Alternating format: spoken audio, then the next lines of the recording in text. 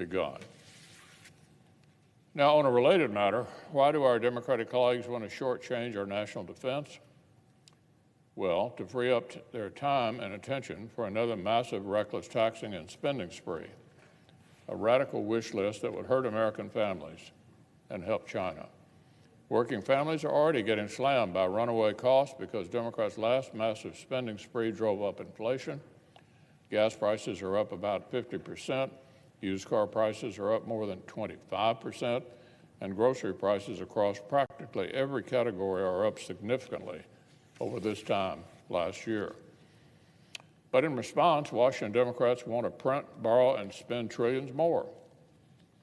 Even if you accept all their budget gimmicks at face value, this bill alone would unleash $800 billion in not paid-for spending in the next 5 years. Years 5 through 10 are when their crushing tax hikes and phony accounting would actually begin to kick in. But even then, the bill is not paid for. President Biden promised Americans over and over that this legislation would cost $0. Obviously, that's false.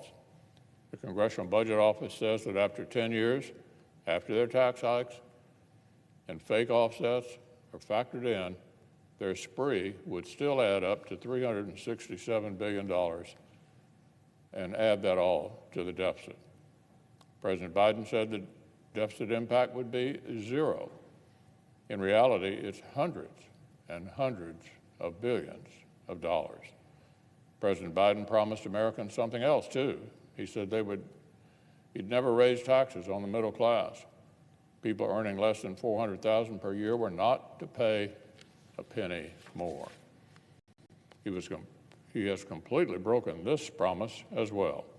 Among the $1.5 trillion in job-killing tax increases are new burdens for small businesses, family farms, and direct hikes on middle-class families earning less than 6 figures. Meanwhile, amazingly, Democrats did find room in their plan to include $300 billion in tax cuts for the wealthiest blue state zip codes in New York and California. Our colleagues want to pretend they're launching another New Deal, yet one of the biggest components is a direct cash giveaway to their richest constituents.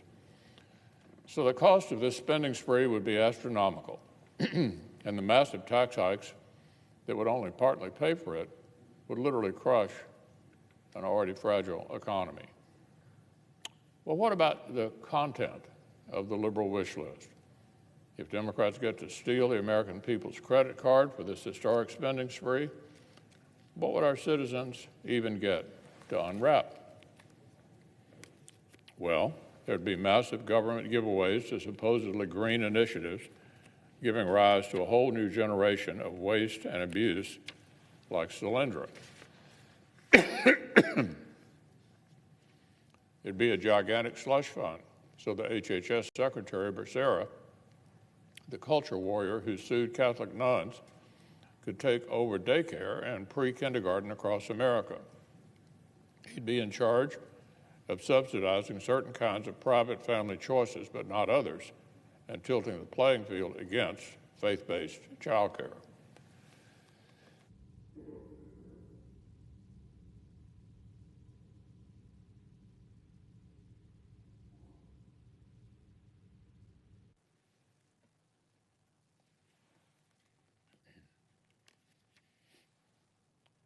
There'd be a continuation of inflationary welfare payments that Washington is sending out with zero work requirements whatsoever, and illegal immigrants would get the money as well.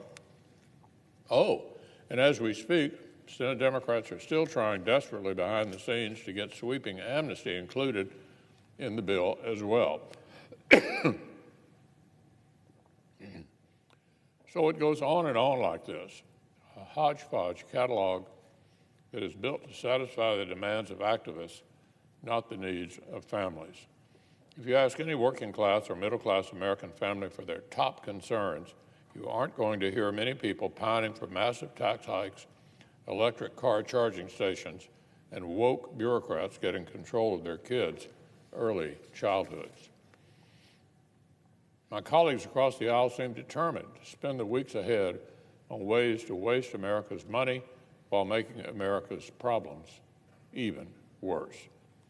So let's hope enough of our Democratic colleagues step back, take stock, do the responsible thing, and kill this bill.